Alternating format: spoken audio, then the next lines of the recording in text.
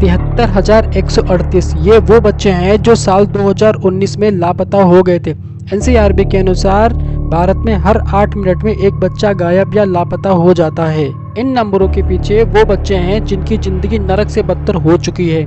क्या होता होगा उन बच्चों का जिनके आगे पूरी दुनिया पड़ी हुई है, पूरी जिंदगी पड़ी हुई है। जो बच्चे घर से भाग जाते हैं या तो वो बाहर जाकर मजदूरी करते हैं या किसी क्रिमिनल गैंग का एक मेंबर बन जाते हैं। बच्चे ज्यादातर चाइल्ड ट्रैफिकिंग या ऑर्गन ट्रेड जैसी भयानक चीजों में फंस जाते हैं। ऐसे हैवानों के हाथ लग जाते हैं जो कैनिबलिज्म मतलब बच्चों के अंग को पकाकर खाना। आज नोएडा के ऐसे ही केस के बारे में हम बात करेंगे जिन्हें सुनकर आपके होश उड़ जाएंगे। निठारी पुलिस स्टेशन में एक के बाद एक गायब होने की शिकायतें दर्ज हो रही हैं। मेजोरिटी ऑफ रिपोर्ट ये कहकर ठुकरा दी गई कि पेरेंट्स अपने बच्चों की एज को कम बता रहे हैं। वो बच्चे नहीं है बल्कि वो बड़े हैं जो घर छोड़कर जा चुके हैं। कुछ रिपोर्ट तो इसलिए दर्ज नहीं हुई कि वो लड़की है तो किसी के साथ भाग गई होगी। 2005 में क्रिकेट खेलते वक्त सेक्टर D5 में कुछ बच्चे जो क्रिकेट खेल रहे थे उनको पीछे नाली में एक बंद पॉलीथीन में एक हाथ मिला। पुलिस को इसके बारे में बताया गया, तब पुलिस गांव वालों को ये बता दिया कि वो हाथ इंसान का नहीं है, एक जानवर का है।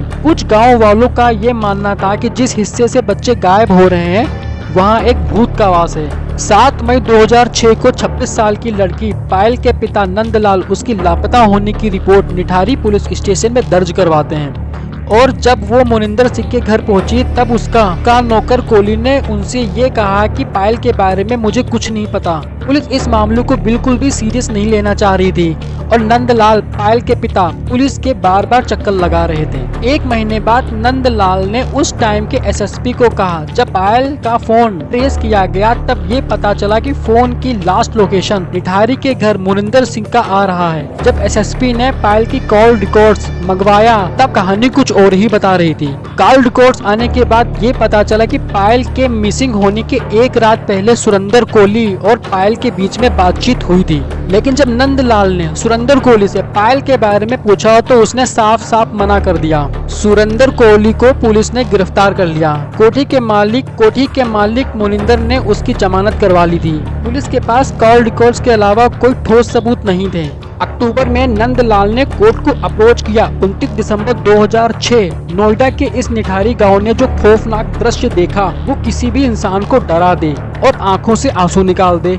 उस दिन सेक्टर 31 में बंगलो नंबर D5 के पीछे बहते नाले में प्लास्टिक के बैग में कई सारी हड्डियां मिली। ये देखकर पूरा देश कांप उठा। सुरेंद्र कोहली उस दिन बंगलो पर अकेला था। उसका मालिक अपने फैमिली को मिलने चंडीगढ़ गया था। पुलिस ने दोनों को गिरफ्तार कर लिया। पूरे देश की ये मांग थी कि जस्टिस मिले और इतना ज्यादा प्रेशर होने की वजह से अथॉरिटी ने 10 जून 2007 को सीबीआई के हवाले कर दिया इस केस को। स्पेशल सीबीआई ने पांडेर और कोहली को पुलिस कस्टडी में रखने को कहा। तभी 16 दिन बीत गए थे और इन दोनों के खिलाफ कोई सबूत नहीं मिला। पांडेर की पूरी फैमिली चंडीगढ़ में रहती थी और वो अकेले अपने सर्वेंट के साथ D5 बंगलो में रहा करता था। ये भी पता चला कि कभी कभार पांडेर अपने इस घर में कॉल गर्ल्स को भी बुलाता था। 27 फरवरी 2007 को कोहली ने खुद अपना जुर्म कबूल कर लिया था। इसके आगे आप जो भी सुनोगे वो बहुत खौफनाक होने वाला है। 9 female children, 5 adult women, 2 male children. Surendra Kohli ने किसी न किसी तरीके से इन सब को फंसाकर D5 के अंदर लेकर आया और इनका मर्डर कर दिया। बात यहीं खत्म नहीं होती है।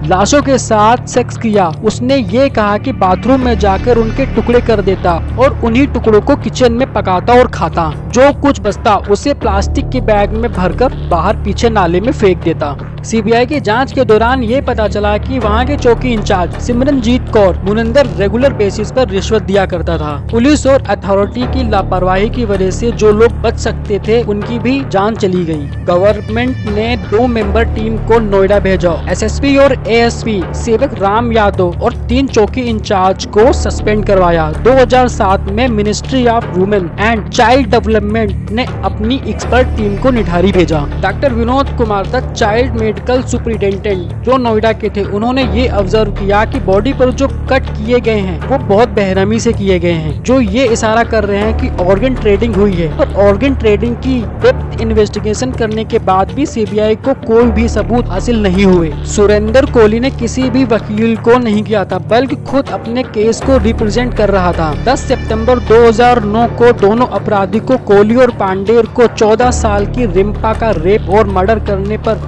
मौत की सजा सुनाई गई। लेकिन जहां कोहली की सजा कंफर्म हुई, वहीं पांडेर को इलाहाबाद कोर्ट ने अपराध मुक्त कर दिया। कुछ दिन बाद कोहली का death sentence change to life sentence. 24 जुलाई 2017 को सीबीआई कोर्ट ने मुनिंदर पांडेर और सुरेंद्र कोहली को मर्डर और रेप के केस में मौत की सजा सुनाई। निठारी के रिसेंट स्टेटस के अनुसार कोहली को अपराध मुक्त डिक्लेयर कर दिया गया था in the 13 murder case due to the lack of biological evidence. आज दोनों अपराधी दासना जेल में सलाखों के पीछे अपनी सजा काट रहे हैं, लेकिन सारे सबूत कोहली को गुनहगार मानते हैं 16 मर्डर केस का, और उसका कोई कनेक्शन पांडेर से नहीं है, ऐसा सीबीआई ने बताया।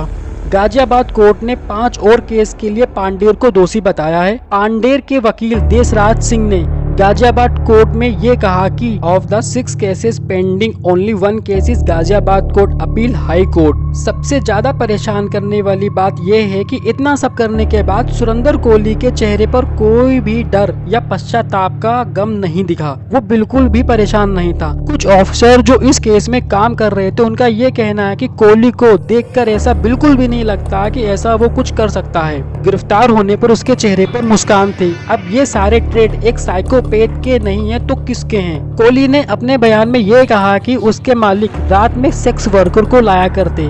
कोहली उन सेक्स वर्कर के लिए खाना बनाता। ये सब देखकर कोहली D5 के बाहर बच्चों और महिलाओं को लाता, उनके साथ बदसलूकी करता।